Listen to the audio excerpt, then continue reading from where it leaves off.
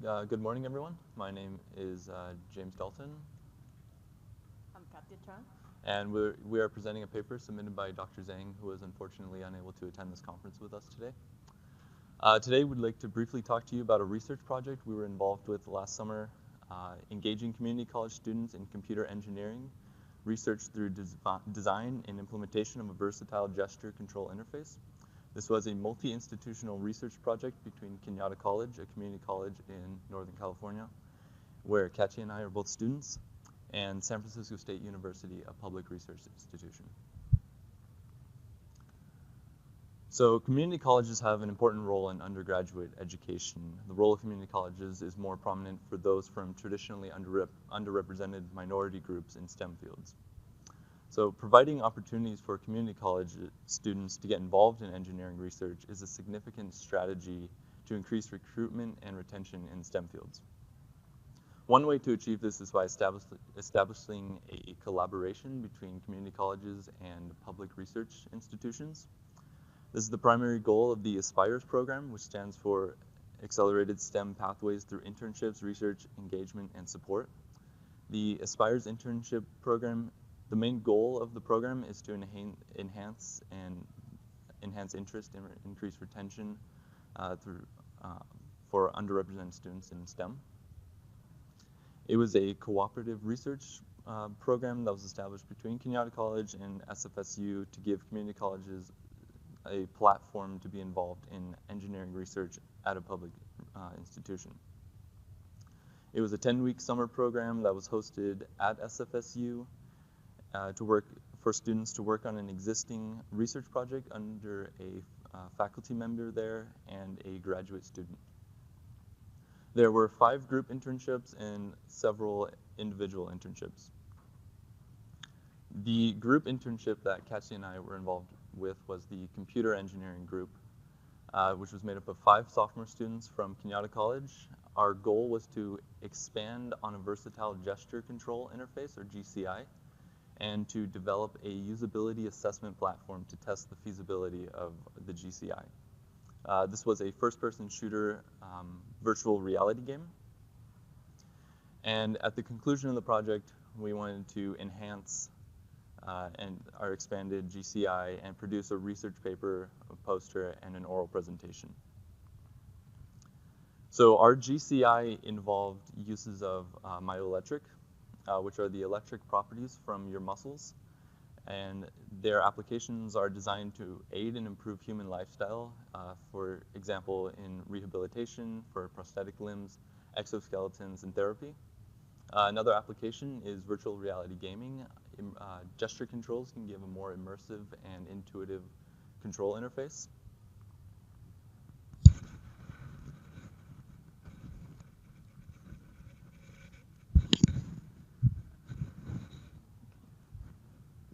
So the device that we use for this project is called the Myo Armband. This armband is produced by Thalamic Labs. It contains 8 EMG sensors, a 9-axis IMU.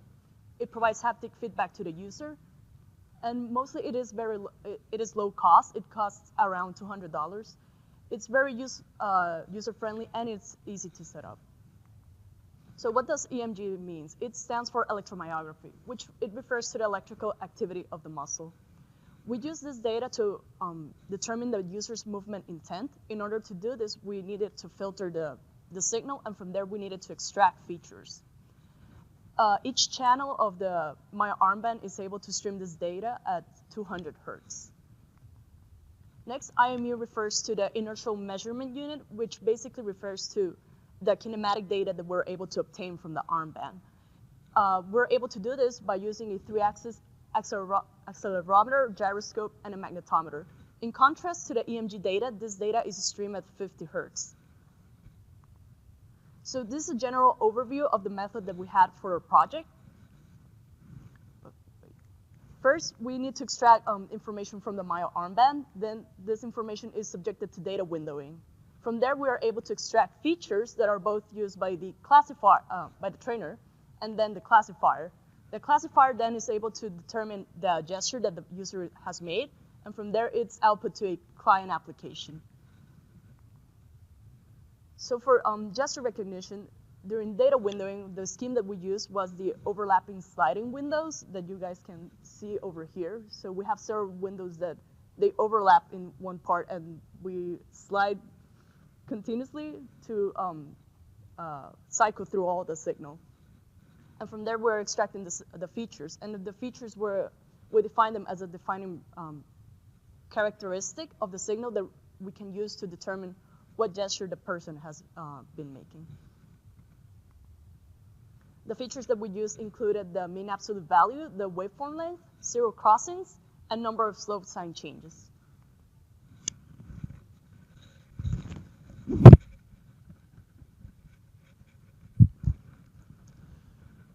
There were two main pattern recognition algorithms that we used for the GCI. The first was linear discriminant analysis machine, linear discriminant analysis and support vector machine, LDA and SVM respectively. So our goal was to enhance and expand on the HMI, or the human machine interface for the Myo armband. This graphic here shows a general overview of how the HMI works. The white boxes are existing features that were a part of the prior research, prior to our internship, and the blue boxes are what we added or enhanced in the HMI.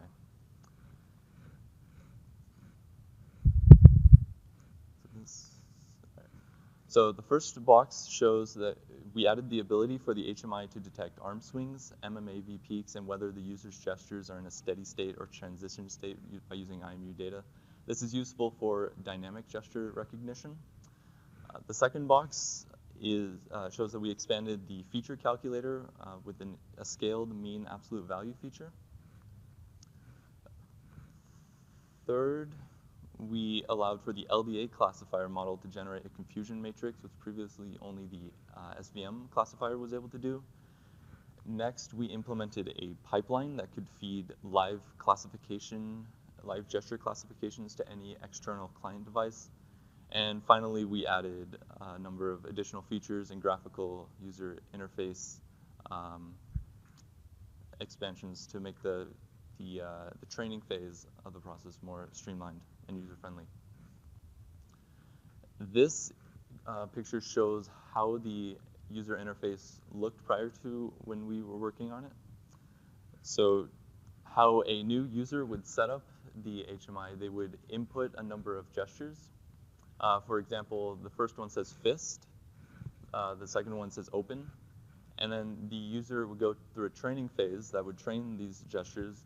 The armband would take 100 samples of each gesture, and it would record them, and then a model would be created using one of the two classification algorithms, and this model would be then used to feed or to output live gesture classifications.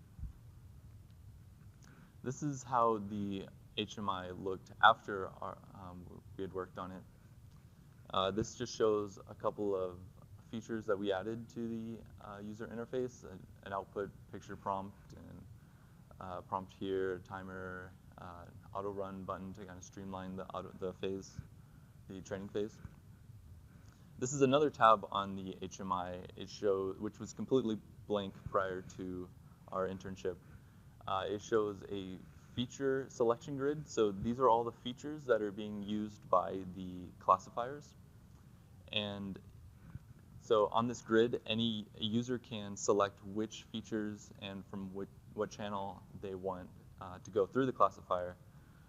And over here are some plots which are useful for dynamic gesture recognition. They're plots from the IMU and kinematic data and the mean absolute value. These two pictures show how we expanded on the confusion matrix. So now the LDA classifier is able to create a confusion matrix.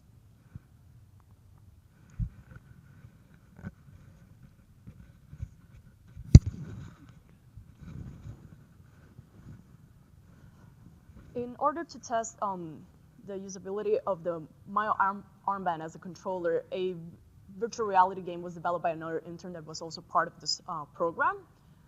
In the objective of the game, the person needed to reach the endpoint while fighting through groups of zombies that would be attacking that person. So the game needed to implement gesture classifications, arm swings for the in-game character to be able to move, and it needed to provide haptic feedback. Among the metrics that we used to determine how possible it was to use the armband as the controller, we included the hit-miss ratio, the remaining health, and the final score. So we had 11 test subjects, 9 males and 2 females. We implemented 2 gestures, fist to shoot, fist right for reloading the weapon, rock on to change weapons, and index, ring, and middle finger up to change the headlights. So each subject needed to fill out a pre-survey to determine their previous experience with VR or first-person shooter games. Then we would train them on how to use the gesture controls. They would be then given 2 trials. The first one would be with the mouse and keyboard controls, and the second one would be with the gesture controls.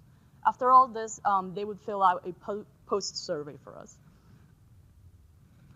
So in the end, we determined that people had higher scores using mouse and keyboard controls. Only 2 subjects were unable to finish the game with this traditional control scheme, and only 4 were able to finish the game using the gesture controls. What this tells us is that we had limited usability with the armband as a controller. A possible reason for this is due to the package loss during data transmission. With all that said, Aspires as a program enabled us to gain understanding of the research process. We were able to integrate the theory that we learned in class with practice that we were able to apply in the lab. We're also able to analyze data and obtain other information, and from there we could generate conclusions that would go accordingly to those. And overall, we were able to overcome obstacles found in the research setting. As a conclusion, the whole program to us, it felt like it was successful in helping students gain research experience. It helped improve skills in experimental design, data analysis, scientific writing, presentation, and teamwork. It also reinforced students' interest, capability, and confidence in pursuing an engineering profession.